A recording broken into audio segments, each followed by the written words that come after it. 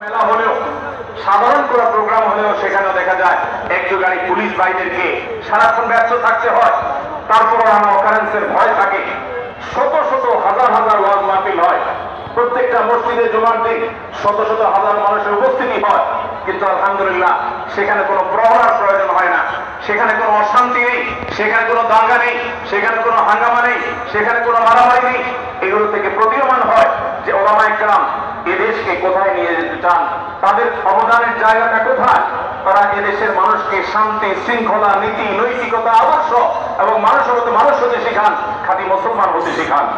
ভাইরা আমার, ওলামায়ে কেরামকে আল্লাহ রাব্বুল আলামিন যে পাওয়ার দিয়েছে, এই পাওয়ার সম্পর্কে আমরা অনেকে জানি না।